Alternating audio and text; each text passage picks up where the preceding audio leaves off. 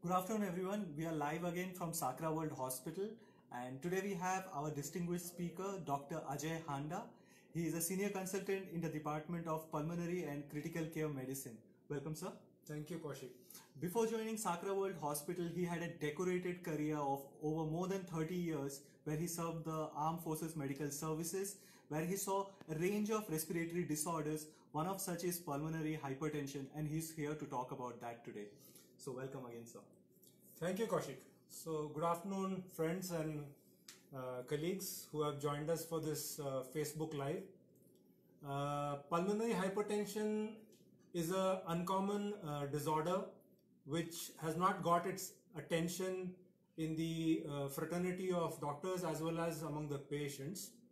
It doesn't have the recognition that its other diseases like systemic hypertension have.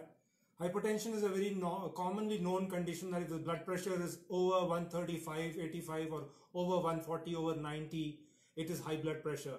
But pulmonary hypertension, which is a disease involving the pulmonary arteries, that is the branches of the artery arising from the right side of the heart, the right ventricle, and taking the blood for oxygenation into the lungs.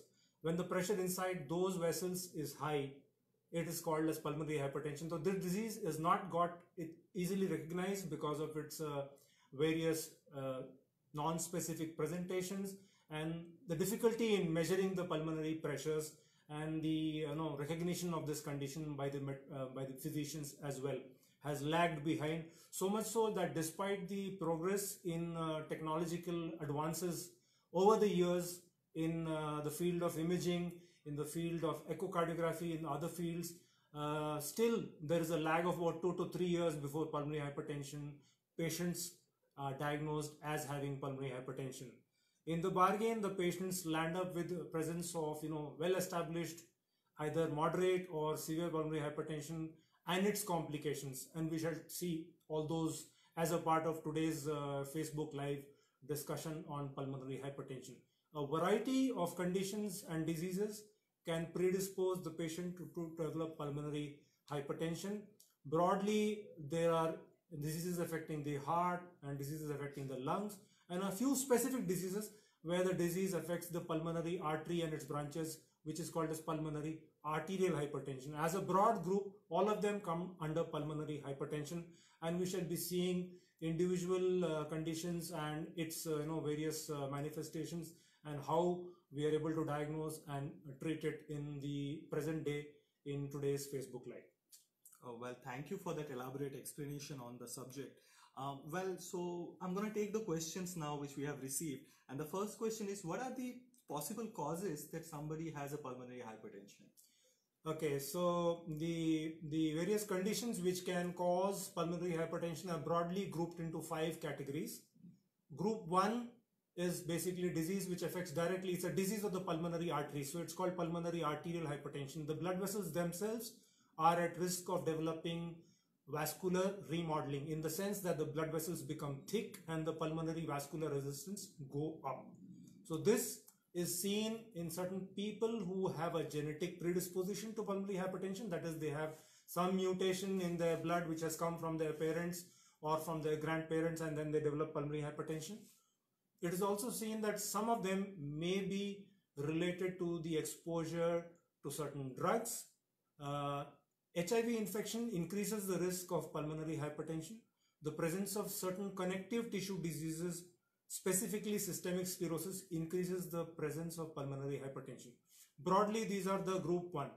Group 2 is heart diseases and pulmonary hypertension. Anybody having an underlying heart disease like a valvular heart disease or coronary artery disease or a disease of the heart muscle which is called as a cardiomyopathy could be at a greater risk of developing pulmonary hypertension. Group 3 is patients with lung disease and those having low levels of oxygen related to the lung disease developing pulmonary hypertension, commonly chronic obstructive pulmonary disease or interstitial or lung disease or idiopathic pulmonary fibrosis. Even patients who have sleep apnea or are at risk of sleep apnea can have a form of pulmonary hypertension due to repeated episodes of sleep related hypoxia which happens in the deep sleep. the other conditions of pulmonary hypertension are also following the development of a blood clot in the pulmonary artery, which we all know as deep vein thrombosis, and from there it breaks off and goes to the heart, causing pulmonary thromboembolism. So post pulmonary thromboembolism, there could be pulmonary hypertension. These are broadly the causes which are associated with development of pulmonary hypertension. Well, coming to the symptoms, if you could tell our viewers what are the early symptoms, and is coughing one of those symptoms which can be associated with pulmonary hypertension? Okay, so the symptoms are actually common symptoms of both respiratory, that is lung ailments, and heart ailments. Patient feels breathless on exertion. That's one of the commonest symptoms of pulmonary hypertension.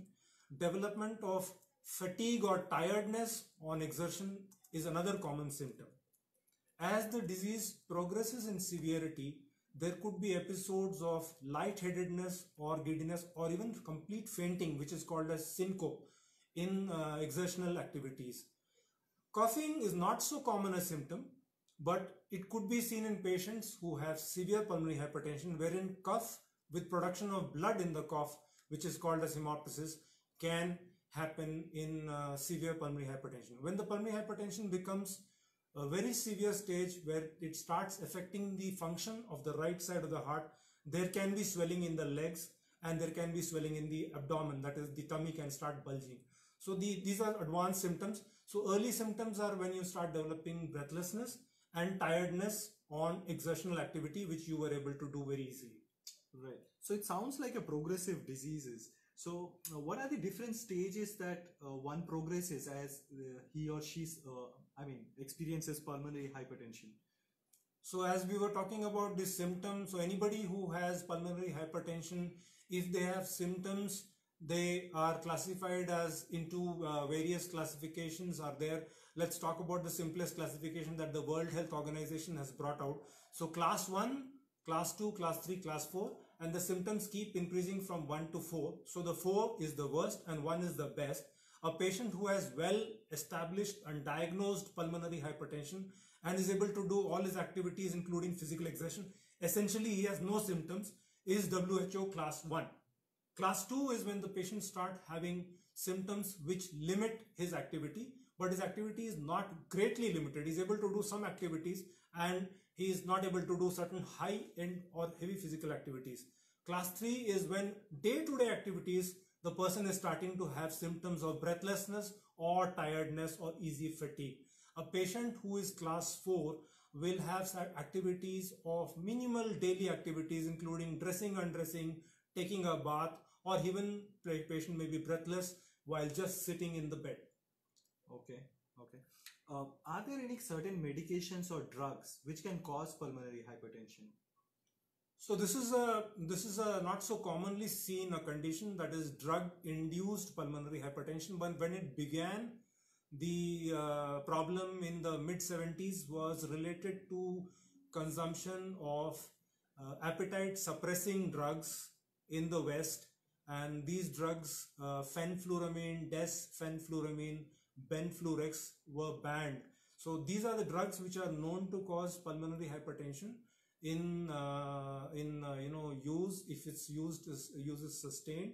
And the other drugs which are also listed include certain medications used for treatment of certain blood cancers, namely dasatinib, and some other drugs are in the list of drugs which may be possible, not definite, but the list of possible drugs include recreational drugs like amphetamines, cocaine, bosutinib, interferons, and possibly some other medications which are over-the-counter cough suppressants. And certain toxins, especially rapeseed oil, has been known. So if contaminated rapeseed oil contaminated materials are consumed, they can also be a cause of development of pulmonary hypertension, because these agents directly affect the branches of the pulmonary artery, that is pulmonary arterioles, and cause a narrowing and thickening, causing the pressures to go up.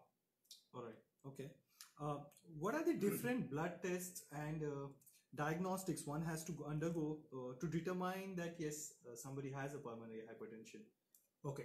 So based on the symptomatology of the patient, That is, a patient has got symptoms of disproportionate breathlessness. He has got limitation of his exercise capacity. He has easy fatigability.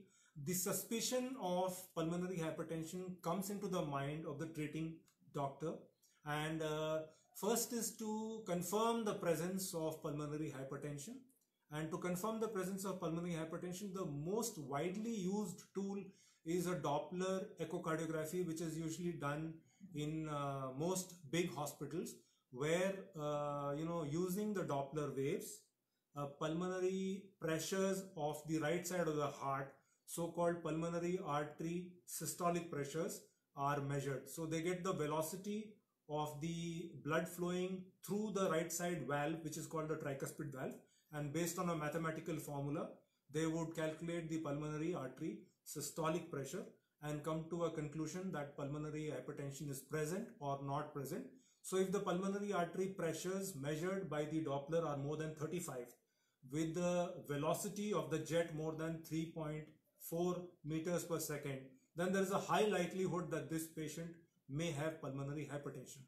However, the most important tool to confirm the presence of pulmonary hypertension is a catheter based study, which is called right heart catheterization. Just like catheterization is done to study the coronary angiogram, there is also a catheterization study called as a right heart catheterization, where you study the pressures of the right side of the heart, including the pulmonary artery. And it is based on this that if you get a pressure which is more than 25 millimeters mercury recorded on the right heart catheterization, that the diagnosis of pulmonary hypertension is said to be confirmed. But be that as it may, the pulmonary artery catheterization or right heart catheterization, every patient is not willing to undergo invasive procedure. So mostly you would rely on the echocardiography and Doppler pressure measurements, and if they are clearly fitting in with the other clinical features, then you could estimate that there is the presence of pulmonary hypertension in these patients. Now, having diagnosed the pulmonary hypertension, the causes have to be found out. As I mentioned earlier, that group 1 to group 5, the 5 categories are there. Then based on the physician's suspicion that is the patient having risk factors for lung disease, that is, the patient has got a long-standing history of smoking, he could be having a chronic obstructive pulmonary disease, or if the patient has got other features of interstitial lung disease, you would do the further tests to confirm the diagnosis, which may be either a CT scan or a pulmonary function test in the lung disease, or in case of heart disease, you would go on to do the further estimation to see whether the patient has got underlying heart disease, or certain blood tests, like you asked. Certain blood tests we would like to do if your suspicion for HIV infection is there. You would like to do the confirmatory test by doing the blood test for HIV infection. If there is a clue that the patient may be having a connective tissue disease, then you would like to do the serological tests, including anti-nuclear antibody. So blood tests, right. There is no blood test for diagnosing pulmonary hypertension. Blood tests for looking at the cause and the complications of pulmonary hypertension are there.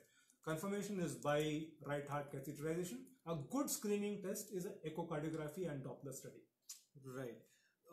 So what is the best treatment plan for individuals who are suffering from this disease, and can this go away absolutely? So an individual who is suffering this for say a year long, can they be out of it? Okay, so the treatment for pulmonary hypertension depends upon what cause of pulmonary hypertension has been found after thorough diagnostic testing. So let's come to the causes of pulmonary hypertension which are related to lung disease. Patient of pulmonary hypertension related to chronic lung disease, you would like to optimize the treatment of his lung disease. So if, say for example, he has got chronic obstructive lung disease, that is COPD, and he has got a respiratory failure, that is, he has got low oxygen, and pulmonary hypertension in this group of patients is due to low oxygen levels. So the treatment would be long-term home oxygen therapy, that is the primary prescription, and optimization of his medical treatment for his COPD would be the additional prescription. So home oxygen therapy should be given to patients of chronic lung disease with pulmonary hypertension, and there are certain cutoffs laid down, and the advice should be to use oxygen for 18 hours in a day minimum. Longer the better, definitely not less than 12 hours in a day. And this is how the pulmonary hypertension can be controlled in a patient with chronic lung disease. If he has got pulmonary hypertension due to heart disease, then you optimize the treatment of the heart disease. If it is pulmonary hypertension due to group 1 causes, that is connective tissue disease, drug related, or it is related to development of HIV infection, or it is related to systemic sclerosis, or it is idiopathic pulmonary hypertension, or it is genetically mediated pulmonary hypertension, then there is a role of a variety of anti-pulmonary hypertension medications, and they have to be taken regularly under supervision, under monitoring of their effects and side effects. And when you say that can pulmonary hypertension go away, yeah, it can be well controlled with medications in the patients who are taking the medications regularly. But like blood pressure, if you stop your medications for blood pressure, what happens? The blood pressure shoots up. So likewise, if you stop your medication for pulmonary hypertension, the pulmonary hypertension will come back and again start causing its manifestations and adverse consequences. So the medications have to be taken long term.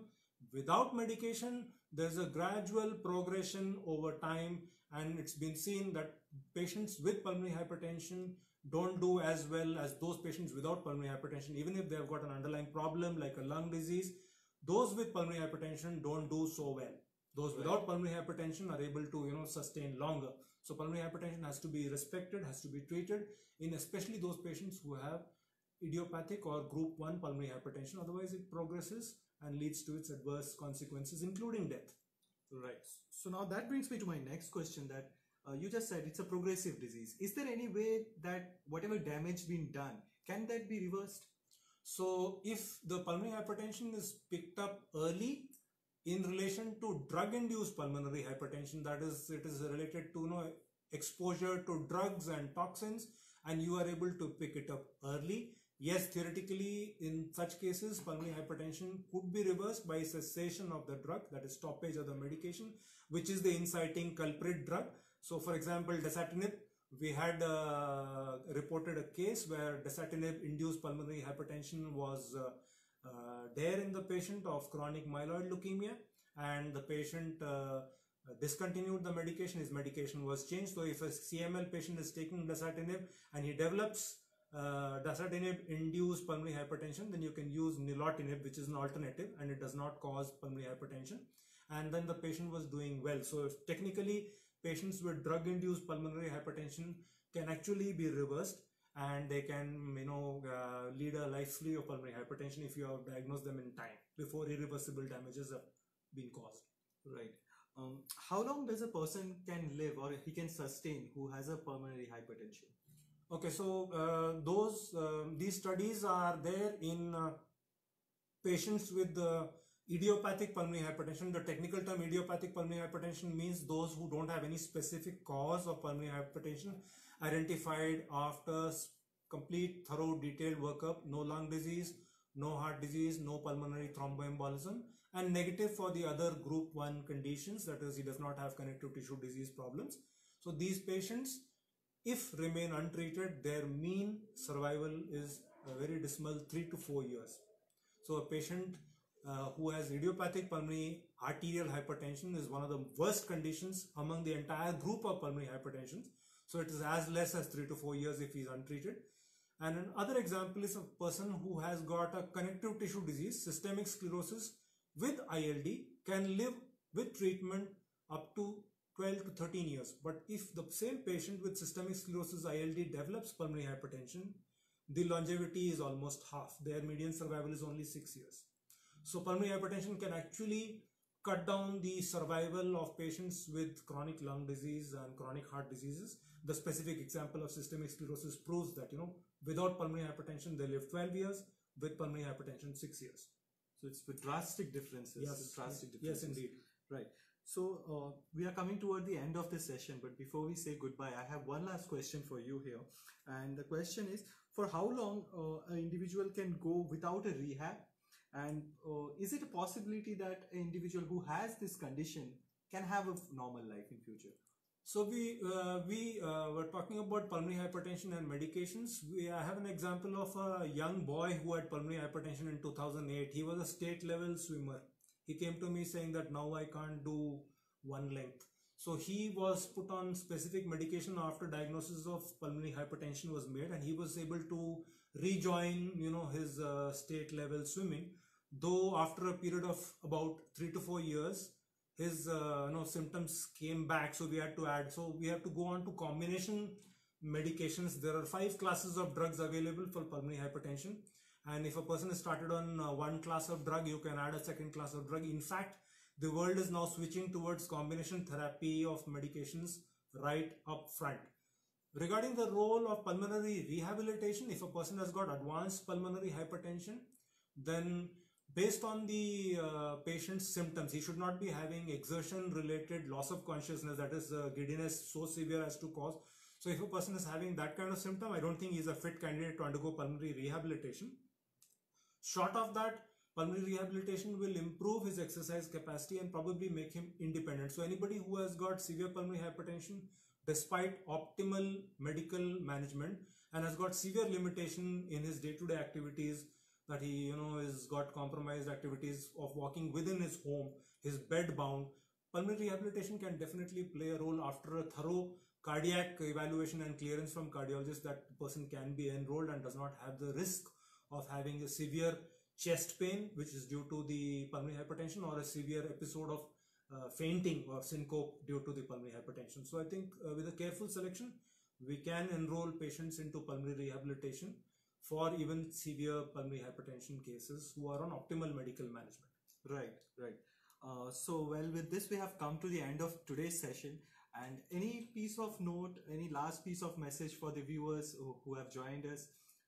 So pulmonary hypertension is a less often thought of condition, and if you have exercise limitation in the setting of a chronic lung disease, underlying heart disease, and you have fatigue and breathlessness despite taking optimal medications, please seek the consultation with your own physician / pulmonologist or cardiologist.